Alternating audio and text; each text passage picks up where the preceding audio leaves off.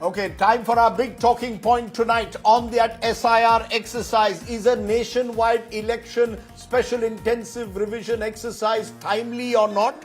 Will the SIR act is electoral rolls purification an urgent need?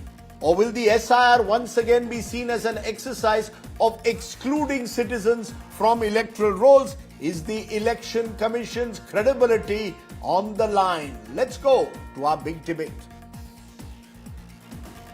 And joining me now are special guests on our debate on the special intensive revision exercise of the Election Commission that's gone pan-India. Two former Chief Election Commissioners, N. Gopalswami and Dr. S.Y. Quraishi, also Yogendra Yadav of the Swaraj Abhiyan, its founder and a critic of the SIR. Also with us, Rajat Sethi, who's worked with several BJP governments and is a political analyst. Appreciate all four of you joining us. Let's get first reactions over this exercise from you, Dr. Gopalswami, and then you, Dr. Quraishi. Do you all support this exercise going pan-India with 12 more states to be covered in the next 3 months? Do you believe that it's a step in the right direction that the Election Commission has taken? Mr. Gopalswami, you first. Yeah, no doubt about it. It's having done it in Bihar, you can't stop there. I mean, it was intended for the entire country, but Bihar came first. Now it's being extended to other states in phases. The next phase takes about 12 states. The rest of them will follow later on. So it's a correct step. You're saying it's the correct step. Dr. Quraishi, do you agree it's the correct step? Or should the Election Commission have pressed a pause button, consulted more stakeholders before going ahead with it? No, I think it is a correct step. And to me, the press conference today was very convincing. And the most clinching argument was that in Bihar, 0 appeals were received. I think, which means it went off well. People accepted. Otherwise, there would have been some appeals. After that, I don't think there is much scope left for any discussion and debate. Our concern was that doing this massive exercise in Bihar in just 3 months would create more problem than it will solve. Election Commission was always confident, and actually they have proved themselves right. They were able to pull it off. Although there may be still some question mark, who are these people and how many used Aadhaar, and if without Aadhaar, what would have been the case? But all these are hypothetical questions now. Once we know that no appeal by any party or anyone was filed, that I think is a clinching proof that it had gone off well, and therefore now to proceed to rest of the country, it was the next logical step, which the Election Commission has been saying from the beginning. And secondly, what will be different in those states from Bihar, that there was much more time available. Bihar, they were the tight, the deadlines were so tight, it was creating almost a panic situation. But here they are going to do the exercise in states where elections are due in many months and 1 year or even 2 years. Okay, so both the Chief Election Commissioners, former Chief Election Commissioners, are giving their thumbs up to the exercise going pan-India. Yogendra Yadav, as someone who's been a fierce critic of the way the special intensive revision exercise was conducted in Bihar itself, your opening comment. Rajdeep, I beg to disagree with both the Chief Election Commissioners, with all due respect. My first reaction is that an instrument of mass disenfranchisement has now been refined into targeted exclusion. That is all that has happened. Sadly, the Election Commission has not learned the lessons from Bihar that it should have. I'm surprised that Mr. Quraishi thinks that lack of appeal is a proof of success, which is what the CEC said. It is appeal after the final rolls were released, and appeal requires you to receive an order. And in Bihar, no orders were given to anyone whose name was deleted. So these are no appeal for deletion of names from draft list into final list. I'm very surprised that Mr. Quraishi ignores that basic point. But the basics first. Rajdeep, there cannot be any debate that we need revision of voters list. And who else can be turned to except the Election Commission? The real question is whether SIR is the right instrument for cleanup that is required. And I have maintained that SIR has some attributes which have not been changed. Some of things have been improved today, and I welcome it. The documentary burden has been reduced. Election Commission is doing things not in that haphazard way as they did in Bihar. So Election Commission has made life easy for itself. That's to be welcomed. I actually like it. But the basic exclusionary character has not changed. Number one, the onus of being on the voters list for the last 75 years has been on the Election Commission, not on the voter. That still remains on the voter. That is my biggest problem.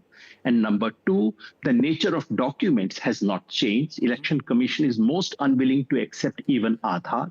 And number three, it continues to be principally an exercise in identification of citizenship, although it has been sufficiently proven that in 2002, 3, 4, no verification of citizenship took place. The documents have been placed in the public domain. Unfortunately, the Election Commission goes on lying in this respect. So it's a very sad situation right now. Mm-hmm. Rajat Sethi, 2 points coming from what Yogendra Yadav just said. Importantly, that this remains an exercise of exclusion.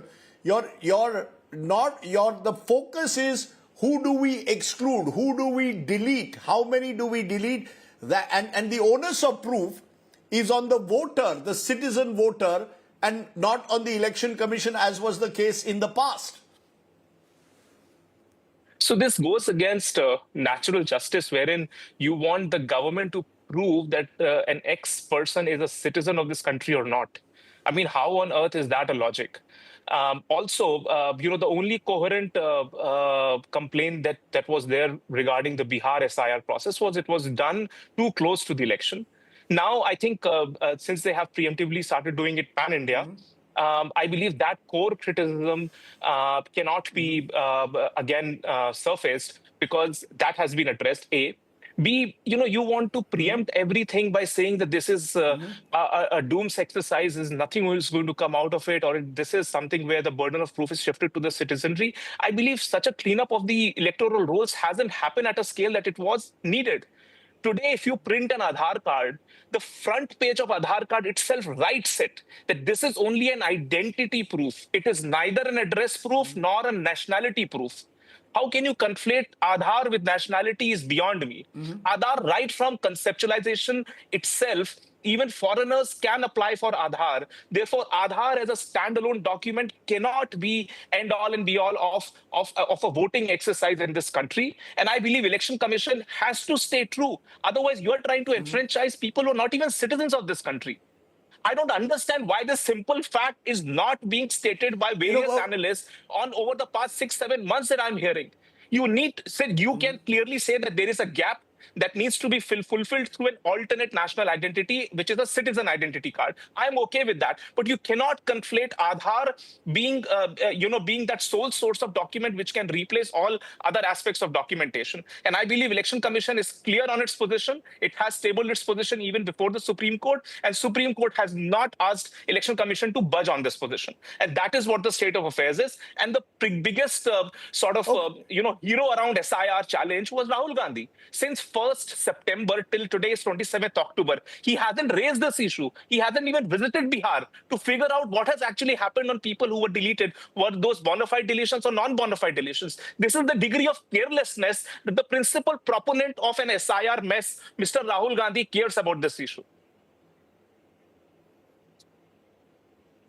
Yogendra Yadav, you want to quickly respond to that before I widen it to my bigger question on Aadhaar in particular, but what Rajat Sethi is suggesting is, yes, there were concerns expressed, many of them possibly legitimate because of the short time frame in Bihar. But the argument now being made is that since the exercise has been reasonably successful in terms that we haven't seen massive objections from, let's say, booth level agents, you therefore believe that even the 60 lakh odd deletions that originally took place have more or less been accepted as being legitimate, and therefore the Bihar model now is being taken across the country with a longer time frame in mind. Rajdeep, I think Rajat is seriously missing a congressperson to have a little boxing ring with. I'm unfortunately not that person, so I'll focus on the real arguments. One argument is that Aadhaar is not a proof of citizenship. Of course it is not. Who has said that it is a proof of citizenship? The real question is that there is a list of 11 documents that the Election Commission gives. Of the 11, only 2 can be seen to be proof of citizenship. One is a passport, and the other is a birth certificate. The remaining 9 are not proof of citizenship. If those 9 can be accepted as standalone document, then why not Aadhaar? Is a class 10 mark sheet a proof of citizenship? Can a foreigner not get a class 10 mark sheet? Is a land patta a proof of citizenship? This is a question not raised by me. This is a question raised by Justice Bagchi in the Supreme Court. And the Election Commission has no answer. If you allow, so the question is not whether Aadhaar is a proof of citizenship. The question is whether Aadhaar is at par with 9 other documents that the Election Commission is willing to accept. The only difference is that those 9 documents have very low penetration. Aadhaar is easily available. Is that the problem of the Election Commission? To assume that what happened in Bihar was all right, because only 47 lakh people have been deleted, I'm absolutely surprised. Mr. Quraishi and Mr. Gopalswami can correct me. This is the largest single exclusion ever in the history of Indian elections. Not just that, you may say, itne galat honge, kat gaye to kya hua? The simple fact is Bihar today has 8.22 crore adult people. This is Government of India's data, not my data. And electoral rolls had 7.89 crore people to begin with, and it has come down to 7.42 crore, and we are calling it an achievement. I'm absolutely astonished at this kind of reasoning. Are we not worried? The Election Commission does not spend 1 minute in the press conference or in the entire exercise to worry about disproportionate disenfranchisement of women, of which we have given the data, and Election Commission has accepted that data. Election Commission has only one answer to the problem of migrants, that is to say they should do online. Every migrant who walks with a laptop should get an online exercise. Election Commission ridiculously says that deduplication is not required because deduplication is illegal. Sir, who is going to catch that illegality?